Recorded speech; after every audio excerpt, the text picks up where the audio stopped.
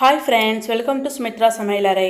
இன்றைக்கி வீடியோவில் உருளைக்கிழங்கு போண்டா எப்படி செய்யலாம் தாங்க பார்க்க போகிறோம். நல்ல ஒரு ஈவினிங் டைம் ஸ்நாக்ஸாக இருக்குங்க. ரொம்ப ஈஸியாக செஞ்சிடலாம். வாங்க எப்படி செய்யலான்னு பார்க்கலாம். இப்போ நம்ம மசாலா ரெடி பண்ணிக்க போகிறோங்க. அதனால் மீடியம் சைஸ் உருளைக்கிழங்கு நல்லா 3 நல்லா வேக வச்சுட்டு நல்லா கைகளாலே நல்லா மசிச்சு வச்சுருக்கேங்க. இது இருக்கட்டும். இப்போ வேறு ஒரு கடாயில் ஸ்டவ் ஆன் பண்ணிவிட்டு கடாயை வச்சுக்கலாம். கடாய் நல்லா சூடானதும் அதில் 2 ஸ்பூன் எண்ணெய் சேர்த்துக்கலாம். எண்ணெய் சூடானதும் 1 ஸ்பூன் கடுகு சேர்த்துக்கலாம். கடுகு வெடித்ததும் 1 ஸ்பூன் ஜீரகம் சேர்த்துக்கலாம். ஜீரகம் நல்லா பொரிஞ்சிருச்சு. இப்போது 2 பெரிய வெங்காயம் நல்லா பொடியாக கட் பண்ணி சேர்த்துக்கலாம். வெங்காயத்தை நல்லா வதக்கிக்க போகிறோங்க. இப்போ வெங்காயம் நல்லா பாதி அளவு வதங்கினதும் 1 ஸ்பூன் அளவுக்கு இஞ்சி நல்லா பொடியாக கட் பண்ணி சேர்த்துக்கலாம். இது கூடவே 2 பச்சை மிளகாய் நல்லா பொடியாக கட் பண்ணி சேர்த்துக்கலாம். இப்போ வெங்காயத்துக்கு தேவையான அளவு உப்பு சேர்த்துட்டு நல்லா வதக்கி விட்டுக்கலாங்க. இப்போ வெங்காயம் பச்சை மிளகாய் நல்லா வதங்கி வரட்டும். 1/2 ஸ்பூன் மஞ்சள் தூள் சேர்த்து நல்லா வதக்கி விட்டுக்கலாம். இப்போ வெங்காயம்லாம் நல்லா வதங்கி வந்ததும் நம்ம ஏற்கனவே மசிச்சு வச்சுருக்கோம்ல உருளைக்கிழங்கு சேர்த்துட்டு நல்லா கலந்து விட்டுக்க போகிறோம். இப்போ மசிச்சு வச்ச உருளைக்கிழங்கு சேர்த்துக்கலாம். இப்போ உருளைக்கிழங்கு தேவையான அளவு உப்பு நம்ம சேர்த்துக்கலாம். 1/2 ஸ்பூன் உப்பு சேர்த்துட்டு நல்லா கலந்து விட்டுக்க போகிறோங்க. இப்போ உருளைக்கிழங்கெல்லாம் வெங்காயத்தோடு சேர்த்து நல்லா மிக்ஸ் பண்ணி நல்லா கலந்து விட்டாச்சு. கடைசியாக 1 ஸ்பூன் கொத்தமல்லி நல்லா கட் பண்ணி நல்லா சேர்த்துக்கலாம். கொத்தமல்லி சேர்த்துட்டு ஒரு டைம் நல்லா மிக்ஸ் பண்ணி விட்டுக்கலாங்க.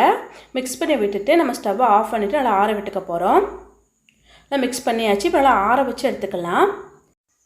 இப்போ நம்ம மேல் மாவு நம்ம ரெடி பண்ணிக்கலாம். ஒரு பாத்திரத்தில் நான் சின்ன டம்ளரில் 1 டம்ளர் கடலை மாவு, அதே டம்ளரில் 1/2 டம்ளர் அரிசி மாவு சேர்த்துருக்காங்க. இப்போது இந்த மாவுக்கு தேவையான உப்பு சேர்த்துக்கலாம். ஒரு 1/4 ஸ்பூன் அளவுக்கு உப்பு சேர்த்துக்கலாம். காரத்துக்காக மிளகாய்த்தூள் சேர்த்துருக்கேன். 1/2 ஸ்பூன் மிளகாய்த்தூள், 1/4 ஸ்பூன் மஞ்சள் தூள் சேர்த்துக்கலாம். அதை சேர்த்துட்டு நல்லா ஸ்பூனாலே நல்லா கலந்து விட்டுக்கலாங்க. ஸ்பூனாலே நல்லா மிக்ஸ் பண்ணி கலந்து விட்ட பிறகு நம்ம கொஞ்சம் கொஞ்சமாக தண்ணி சேர்த்துட்டு நல்லா கலந்து விட்டுக்க போகிறோம். ஒரு பஜ்ஜி மாவு கன்சிஸ்டன்சிக்கு நம்ம நல்லா கலந்து விட்டுக்கலாம். இப்போ பார்த்தீங்கன்னா இந்த பதத்துக்கு நல்லா கரைச்சி வச்சுக்கலாங்க. இப்போ ரெடி ஆகிடுச்சு. நம்ம எடுத்து வச்சுக்கலாம். இப்போ ஏற்கனவே நம்ம ரெடி பண்ணி வச்சுருக்கோம்ல உருளைக்கிழங்கு மசால் ஆறிடுச்சு. அதுலேருந்து கொஞ்சமாக உருளைக்கிழங்கு எடுத்து இதே போல் நல்லா உருண்டைகளாக நம்ம உருட்டிக்கலாங்க. இதே போல் எல்லா கிழங்கையுமே நல்லா உருண்டைகளாக உருட்டி வச்சாச்சுங்க. இப்போ நம்ம போண்டா போட்டு எடுக்க வேண்டியதுதான். நம்ம ரெடி பண்ணி வச்சுருக்கோம்ல பஜ்ஜி மாவு, அதில் நம்ம இந்த உருண்டைகளை போட்டு இதே போல் எடுத்து நம்ம எண்ணெயில் விட வேண்டியதாங்க. இப்போ நான் வேறு ஒரு கடாயில் எண்ணெய் நல்லா சூடு பண்ணி வச்சுருக்கேன். நம்ம போண்டா பொரிக்கிற அளவுக்கு எண்ணெய் நல்லா சூடு பண்ணி வச்சுருக்காங்க. எண்ணெய் வந்து மீடியமான ஃப்ளேமில் வச்சுட்டு நம்ம இதே போல் போண்டாக்கள்லாம் போட்டுக்கலாம். உடனே திருப்பி விட வேணாம். ஒரு 2 நிமிஷம் அப்படியே விட்டுட்டு கொஞ்சம் கலர் மாறினதும் நம்ம திருப்பி விட்டுக்கலாங்க. இதே போல் திருப்பி போட்டு ஒரு மீடியமான ஃப்ளேமில் வச்சு அதில் வேக விட்டு நம்ம எடுத்துக்கலாம். நல்லா கலர்லாம் நல்லா மாறி வந்ததும் நம்ம எடுத்துக்கலாங்க. அவ்வளோதான், சூப்பரான உருளைக்கிழங்கு போண்டா ரெடி ஆகிடுச்சு.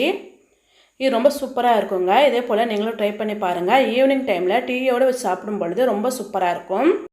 இதே போல் நீங்களும் ட்ரை பண்ணி பாருங்கள். எப்படி இருந்துச்சுன்னு கமெண்ட்ஸில் சொல்லுங்கள். லைக் பண்ணி ஷேர் பண்ணுங்கள். சப்ஸ்கிரைப் பண்ணி சப்போர்ட் பண்ணுங்கள். தேங்க்யூ.